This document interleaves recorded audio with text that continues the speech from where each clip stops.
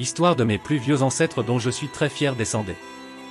3 juillet 987, Hugo Capet, mon 32e grand-père, 13 fois mon grand-père, duc des Francs, comte de Paris, fondateur de la dynastie capétingienne, reconnu par le pape comme Princeps gloriosissime Francorum, ancêtre de la lignée masculine des monarques portugais, il est couronné roi des Francs, commençant la dynastie capétingienne.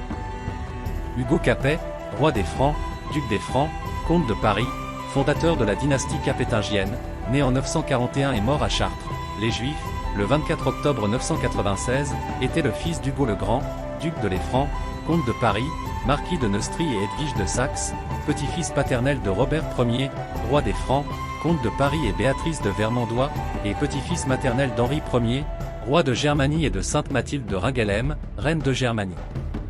Hugo Capet fut roi des Francs depuis son couronnement le 3 juillet 987 jusqu'à sa mort. Il fut le premier monarque de la dynastie capétingienne, succédant au dernier roi carolingien Louis Quint. Biographie. Enfance. Hugo est probablement né au château de Dourdan entre 939 et 941. Il était le fils d'Edwige de Saxe, première sœur d'Otto et d'Hugues le Grand.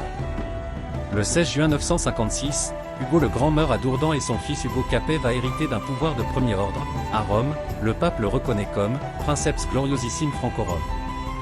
Au milieu du Xe siècle, commence la compétition pour la couronne entre les Carolingiens et les Robertiens, et la victoire de ces derniers est presque inévitable. La légitimité robertienne se concrétise également à travers le jeu des alliances. Du sang carolingien, prélevé par sa grand-mère paternelle, Béatrice de Vermandois, mais aussi du sang germanique de descendance directe coule dans les veines d'Hugo Capetto. Cette origine vient de Rhénanie et non de Saxe. Son père s'était allié au nouveau roi de Germanie, Othon Ier, après avoir épousé sa sœur Edwige de Saxe pour contredire le désir de Louis IV de Lotharingie. Après la mort de son père, Hugues Capet hérite théoriquement d'un grand titre et du pouvoir princier.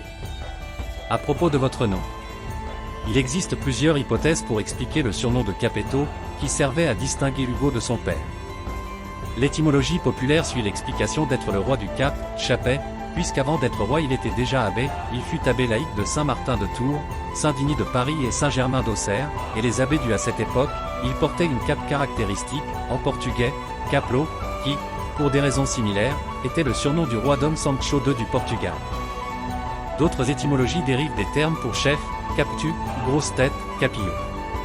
On pense également que le nom de famille de son père a été donné après sa mort, du latin Hugo Magnus, Hugo le Vieux, son fils étant Hugo le Jeune, et Capetto pourrait être une invention du XIIe siècle. Le sacre d'Hugo Capet. En 987, le roi carolingien Louis Quint meurt dans un accident de chasse, il ne laisse aucune descendance.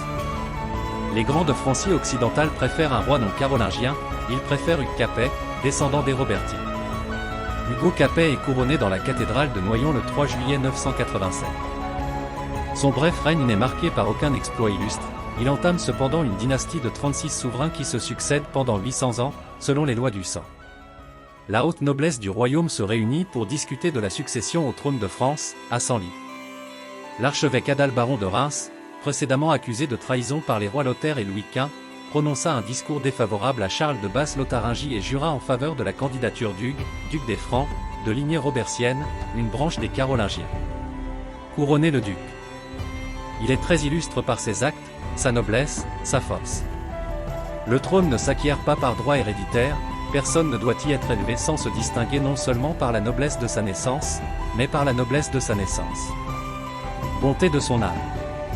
Mgr Adalbaron de Reims. À la mort du dernier carolingien en Germanie, en 911, les descendants de Charlemagne restent, non sans rupture, en Francie occidentale, jusqu'à la prise du pouvoir par Hugues Capet. Affaibli par les incursions normandes, son royaume souffrait avant tout d'une faiblesse interne. Au fil du temps, les grands du royaume avaient bâti des principautés autonomes qui dominaient parfaitement, au Xe siècle, avant de voir leur effondrement, au XIe siècle, au profit des petits maires. Les derniers carolingiens sont des rois sans pouvoir, la seule base solide dont ils disposent se cantonne aux vallées de l'Oise et de l'Aisne. L'irrésistible montée des Robertiens. La lignée des Robertiens, à laquelle appartenait Hugo Capet, est issue de Robert, le Fort, un aristocrate rhénan parti vers l'ouest et à qui Charles, le Chauve, confia les comtés d'Anjou et de Touraine en 852.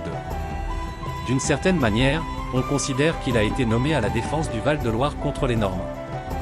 Mariage et descendance. Hugo Capet épousa, en 970, Adélaïde d'Aquitaine, ma 32e grand-mère, 13 fois ma grand-mère, fille de Guillaume III d'Aquitaine, comte de Poitiers et duc d'Aquitaine et Adélie de Normandie, et ils eurent Gisèle de France, mariée en 970 à Hugues Ier d'Abbeville, comte de Ponthieu et seigneur d'Abbeville. Edwige de France, ma 31e grand-mère, 12 fois ma grand-mère, mariée, en 996, à Régnier IV de Hainaut, comte de Hainaut, mon 31e grand-père, 13 fois mon grand-père, puis au comte Hugo III de Dasgur. Robert II de France, le Pieux, mon 31e grand-père, 8 fois mon grand-père, son successeur sur le trône France est marié 3 fois, la première, en 988, avec Rosalie d'Ivray, dame de Montreuil-sur-Mer, la seconde, en 997, avec Berthe de Bourgogne et la troisième, en 1002, avec Constance d'Arles, ma 31e grand-mère, 8 fois ma grand-mère, fille de Guillaume, comte d'Arles, marquis de Provence et d'Adélaïde Blanche d'Anjou. Adélaïde de France. L'existence d'autres enfants est rapportée, mais la véracité de cette filiation est discutable. Il est cependant possible de citer un fils issu d'une relation avec une inconnue d'Aquitaine. Guzelin, archevêque de Bourges.